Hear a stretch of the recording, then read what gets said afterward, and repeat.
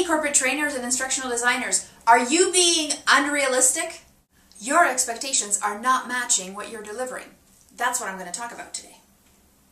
As corporate trainers and instructional designers, sometimes we expect too much from the learning that we produce, and we can be extremely optimistic about the kinds of benefits that the learner will get. So, what I'm going to do is review a sample course with you and see what we can do to improve it to get back into reality. Okay, so first, let's say we have a course and we set out the learning goals, and here they are: learn how to sell the XYZ chair. So we put that learning goal right at the beginning for the learners to be familiar with what they're doing. Then throughout the course, we give them a bunch of information about the XYZ chair. And then at the end, what we do is we give them a quiz of 20 questions about the XYZ chair. Now this is very unrealistic for a course on learning how to sell, because the key point here is how to sell. And from what I know of really good salespeople, it's not about the product, it's about the process of selling. So here we're being very unrealistic that this kind of information dump is actually going to achieve sales. Also, we're being very unrealistic about the fact that a quiz that is basically testing somebody on recall is going to promote salesmanship type skills. So we're being very optimistic that the learner here is able to fill the gap that we've left for them. So let me give you some ideas on how to improve this course so that really the person who leaves this course is going to be able to sell the XYZ chair. So this is one of the ways that I propose you can rework the how to sell the XYZ office chair. So we've already agreed that the most important part here, for success anyways, is for learners to walk away knowing how to sell something to someone. And so let's say you have explored the sales process and you realize that there's 5 steps to this process, and what you do in your module right away is let the learners know that the first part in figuring out how to sell something to somebody is to determine what their need is, or as they call it in industry, what is your customer's pain.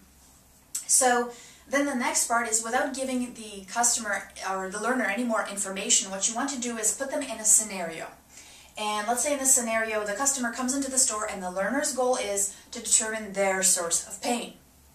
This can be a very simple exercise. This can be a written scenario with multiple choice options.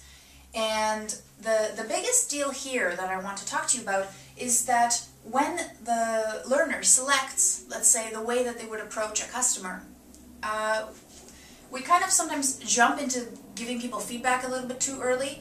And when we do that, what we do is we diminish their ability to connect their actions to results, their actions to things that impact their ability to sell. So what we want to do here is, maybe instead of giving them feedback right away, we actually let them experience what a reaction from a customer would look like. And then after they've decided, the learner has decided if this is a positive or a negative thing, they either have the option or try again, or getting the feedback that they need in order to be able to move forward to step 2. So you could work through 5 steps this way, very simply, but now what you're doing is you're really focusing on them being able to address that need through these interactions with the customer. Now you're thinking, what's happening? What about the details about the XYZ chair?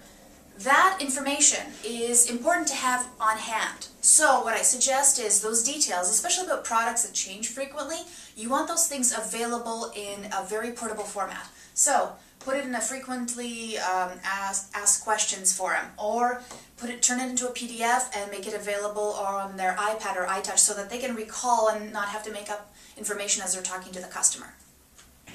Basically, what I want you to think about whenever you're designing your learning is that what are the most important skills that you want your learners to walk away with, and are the assessments that you're putting in there and the way they're working through the information, are they conducive to you getting those results? So make sure that the kinds of assessments you're doing match the types of learning goals that your learners are expected to accomplish.